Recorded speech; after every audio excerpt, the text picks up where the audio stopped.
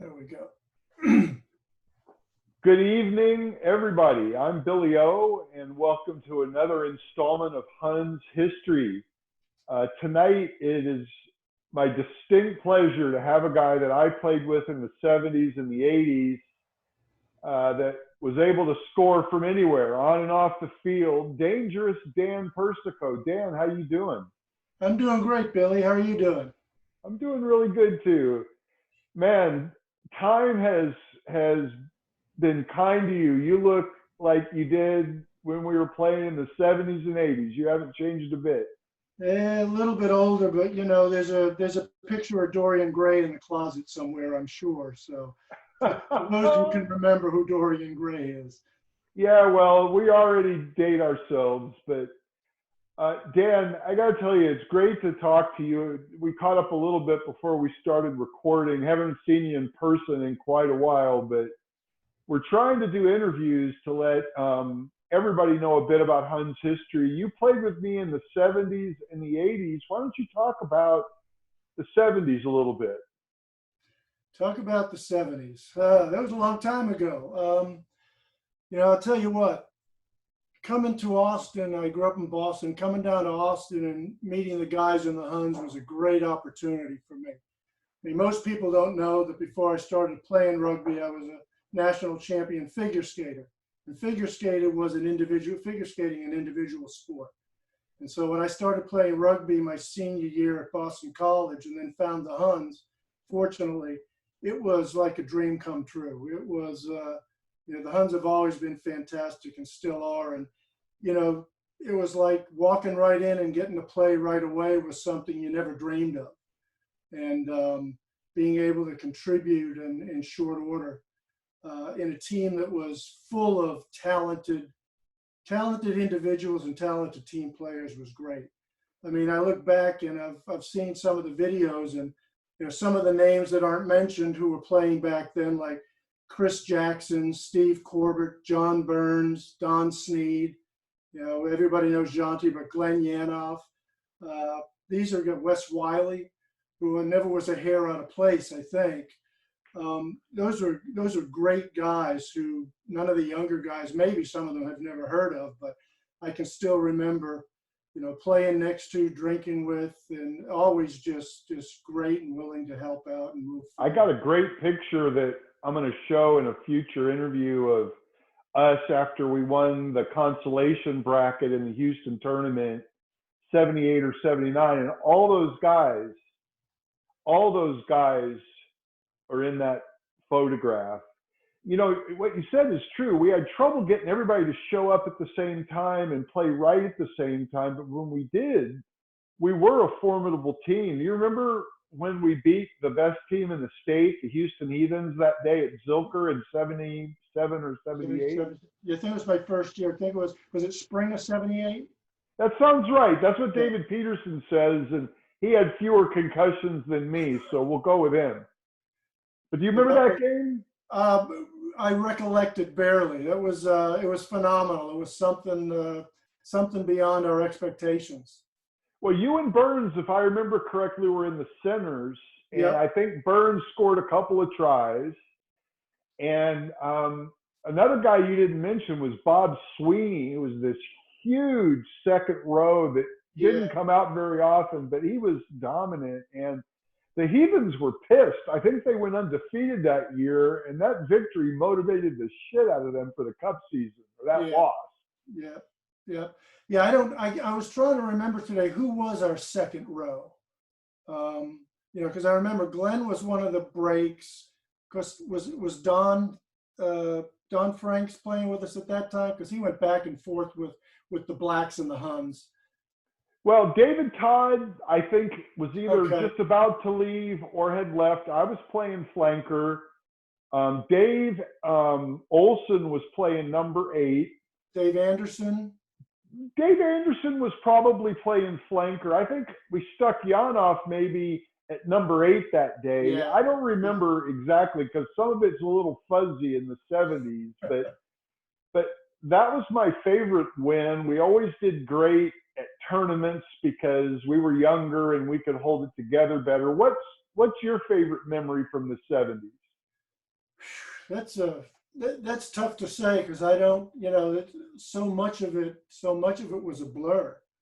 Um, you know, and I mean that literally and figuratively. I think any time we played the Blacks was always memorable because you never knew who was going to come off the field hurt because those guys were a little tougher. We didn't play that way mostly. Jerry played that way a little bit, but yeah, but we didn't play that way, and it was always what was Sharpley going to try to get into, et cetera, with those guys. But I The think it was story always of him biting somebody at the bottom of the ruck still gets told. I'm that guy, or he bit other people too. Yeah, the Blacks were tough to beat. We only beat them twice my whole career, and they're still tough to beat. They're a really good club. How about the 80s? We languished a little bit, got dropped down to Division II. They called it the Open Division. And, then some in the late 70s, Jay Rudd came out. The early 80s, Terry Adams came out. And all of a sudden, our scrum was very formidable. Yeah. And we went to the playoffs a couple times together in the early 80s. What do you recall about those days? You're pressing my memory. I remember some interesting games we played. I remember we played a touring side from, was it UK or Scotland? You talking about at the Austin tournament? Yeah, it was at the Austin tournament. It was right we when played the Royal Air Force at the Yes. Austin tournament, and they beat us barely at the death. They And- were the #1 seed in the tournament. We gave them all they could handle. Yeah, I remember I had just come back from my knee injury because I had torn up my knee in the summer at Sevens down in Corpus, and I just remember I was playing. I was back at fullback, and I think it was one of their second row broke through, and it was just me and him, and he was barreling down on me on the 5-yard line, and I got under him. And I brought him down, and he was bullshit. But I think they came in behind him and picked it up and scored anyway. But I had pain for days after that. They were a formidable group. It was fun. It was fun to watch them play. It was fun to watch them play. I left in like '84, I think, and you stayed on. And I know that you were one of the key guys that showed up at different times in Huns history. Maybe you and Jerry, I don't know for sure, but Huns had a little bit of a low spot attendance-wise and recruiting-wise. And I think one of the things you're proudest of is you helped hold the Huns together in the late 80s when times got a little bit lean. Well, actually, I was gone mid-'70s, so it was earlier '70s when pulling in guys like James Elston. '80s. Don't skip decades on me. I can't keep up. Early '80s, but pulling in guys like, I think I had pulled in Pelton, found James Elston, found, obviously I'd found Don Chandler, tried to convince him a few times to play, much to his chagrin. He finally succumbed to that. But it was the chemistry department. The chemistry department treated the Huns well. Yeah, we did. We brought in crazy Sid Williamson. He didn't play well, but he would throw himself in a scrum like nobody's business. Little crazy. But Johnny Jordan, who was a darn good fullback when he played well. Just happy to bring as many guys as we could bring to bear on the thing when we were a little bit lean, and it was nice to see we were able to keep things moving forward and what the team has done. Well, they did great with the championship teams of the '90s, and the Huns are doing great today. And I think part of the thing about these Huns history videos is we all still have our colors. We're all proud of the Huns and really glad of what they're doing now. So you were a try-scoring machine and an assist machine on the field. You were also quite notable for your off-the-field frivolity and antics. Is there any sort of a G-rated, toned-down story you can tell that's safe for posterity on the internet? I have a couple, I'm sure I can tell. Of course, I'm well known for what was the sorority bar across the street from Nasty's? What was the name of that? I forget, but I know what you're talking about. Yeah, I was famous for enticing them to come over to Nasty's and then biting the Izod off their Izod shirts. I had quite a collection.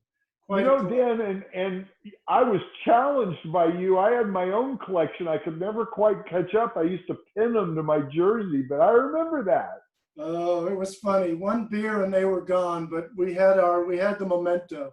I think another one was, I forget, one night after a game or after practice. I think Jay had not made practice but showed up to Nasty's, and I was famous for pouring a beer into Jay's cement-laden boot and drinking beer out of Jay Rudd's boot. That one still goes with me. I think that's a good antibiotic. You know, that's sort of a rugby culture thing, drinking out of a rugby shoe, but it takes courage. No offense to Jay Rudd or anything, but I think it takes courage to go the mile on Jay Rudd. Another Huns legend who's on my queue for interviewing, by the way. Right. And I'll tell one more story at Nasty's. Beetle was new. Kevin was new. And we were after game at Nasty's on Saturday night. And a young lady had showed up at the field and showed up at the party. And I was chatting her up. And Beetle goes up to her and asks her for a date. And she goes, "You're too late. Dan already asked me." And Kevin comes up to me and goes, "You got to be really fast on this team, don't you?" I said, "On and off the field, buddy, on and off the field." You know, I talk to Beetle periodically and see him when I'm in town. And it's fascinating to me that this last couple of years, Kevin's son, Grant, and Jonty's son, Alex, and Mark Roberts' son, Teague, even came on at the end. We got 3 legacy Huns, second generation sons of Huns playing on the squad this year and playing great. These kids all play in college. Yeah, that's what I understand. I didn't realize Mark Roberts' son too. That's fantastic. He came out this year, hell of a kid, was instrumental in us winning an away D2 match this year in Fort Worth, like been on the club a week, you know, and you know, Mark Roberts is hilarious all by himself, but absolutely. Dude, second generation Huns and Huns Youth Rugby, you know, we had 160 kids out one Saturday this year for Huns Youth Rugby.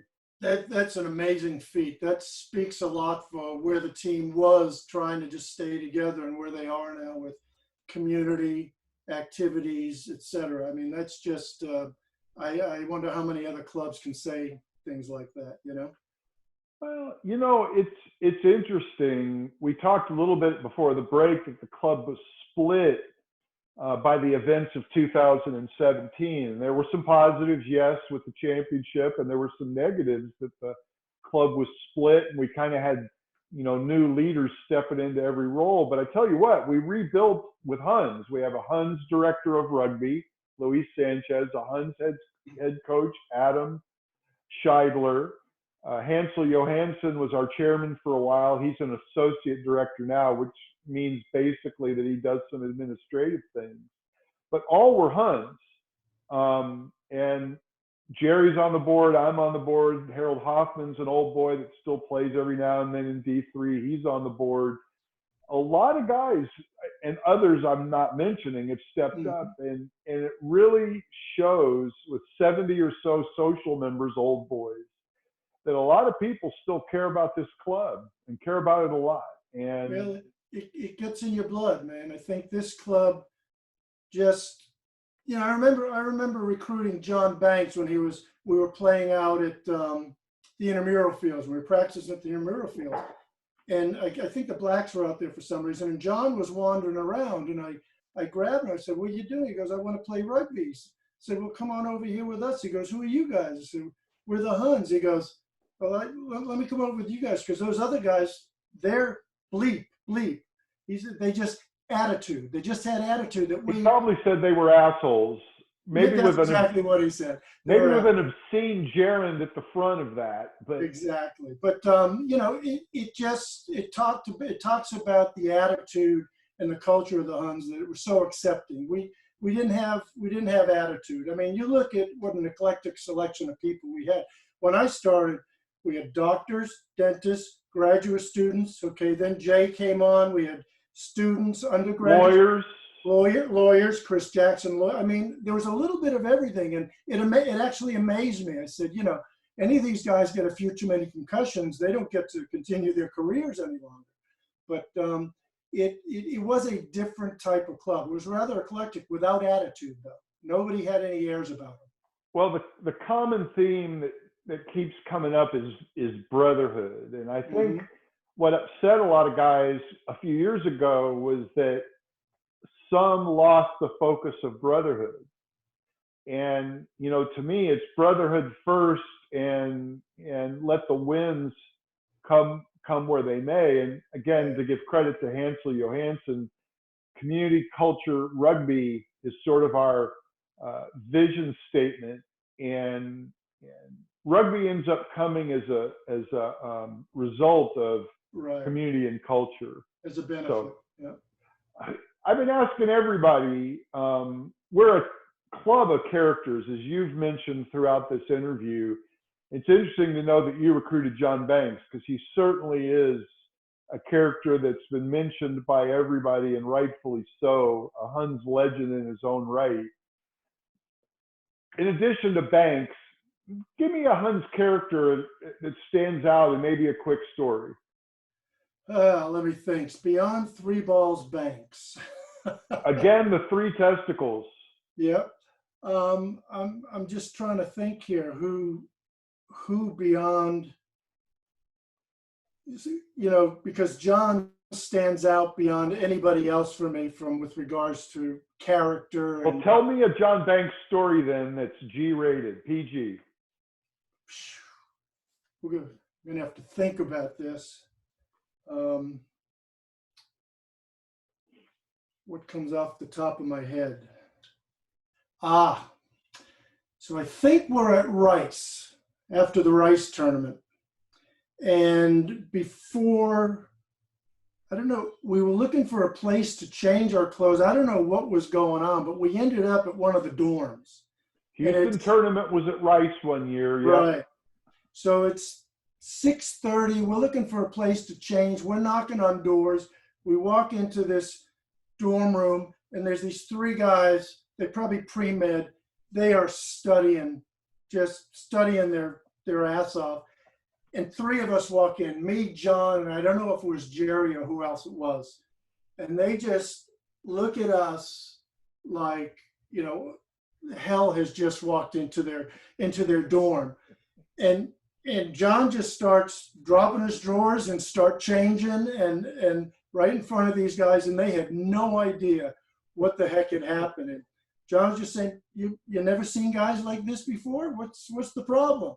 You guys know where we can get a beer? I'm pretty sure that's the year we won the consolation bracket. I'm not 100% sure of that. You got a good memory.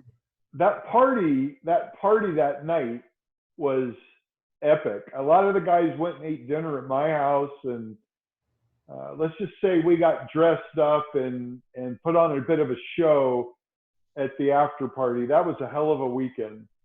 Yeah, that was, I think I remember that party, and I remember one of the Austin tournament parties where we got a little rambunctious on stage, much to the chagrin of the Blacks, because they didn't like to be shown up on stage, you know? Well, the Blacks always wanted to kind of keep their foot on the Huns and try and keep the Huns down. I don't think they understood our inclusiveness. You know, one of the things that we talked about on another one of these interviews is that, as you've said, the Huns accept everybody. And so, you know, we've got brand new players playing on our third side, and other clubs don't do that. They turn people away. And I agree with you. I think that's something that makes the Huns special, and the Huns are special. I think Dave Zach said it really well in his interview, and I happen to agree.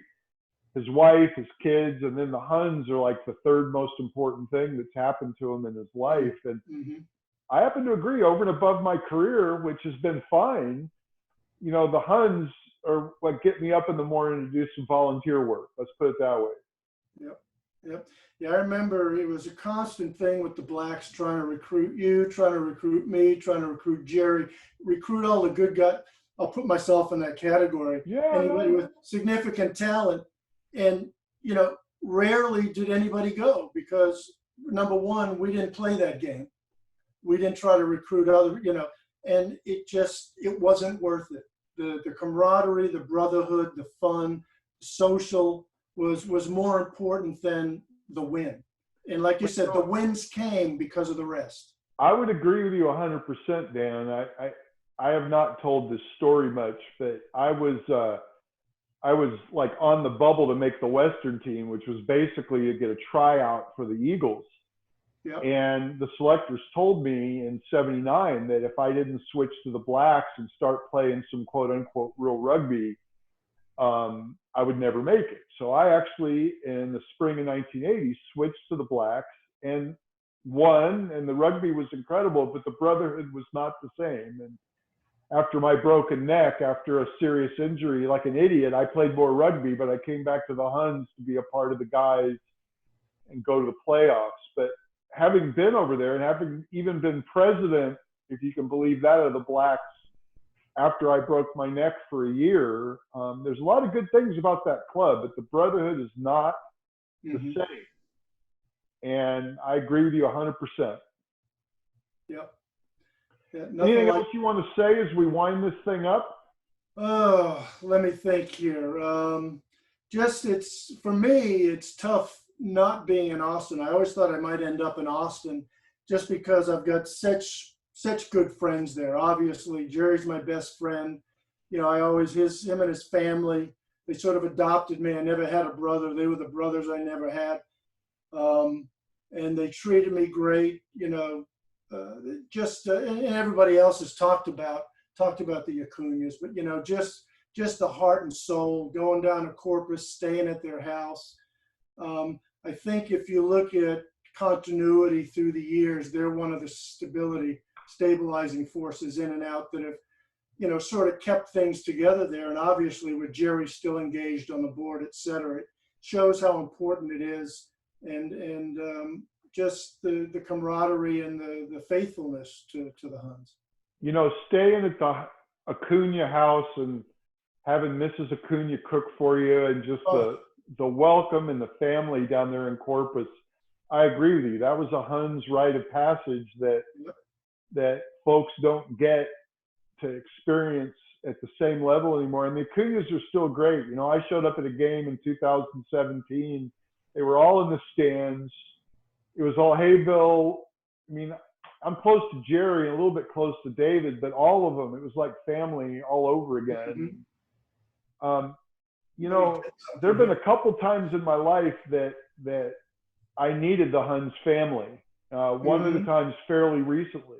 And, you know, a couple of the guys, it took me a while to get to know them and to get involved in the right way again and channel my energy in the right way. But everybody's still very welcoming, and there are really good guys running the club right now. Dan, I'm going to sign off here and cut this thing off. I would hope that, I know you travel a lot, but we're trying to have an old timers day with a D1, D2, D3 match every January. And obviously in a couple more years, we're going to have another Huns reunion, which will be a Hall of Fame cycle again at that time. I really hope you can make it out for one of these things. It'd be great to see you again in person. Well, it'll be my pleasure, and I'll try to plan around it. You know, getting older, less travel, what the heck? Let's do something fun. Well, you're a Huns legend, man, and I'm really delighted that we could fit this into your schedule today. And, you know, talking about those old days I feel young again, at least for a few minutes. Well, you're looking good, Billy. A little less on the top, but other than that, not bad. Less up here, more down here. But, you know, man, life's been good to me. Ditto. Hey, man, have a good one. It's great to see you, brother. Huns, be safe.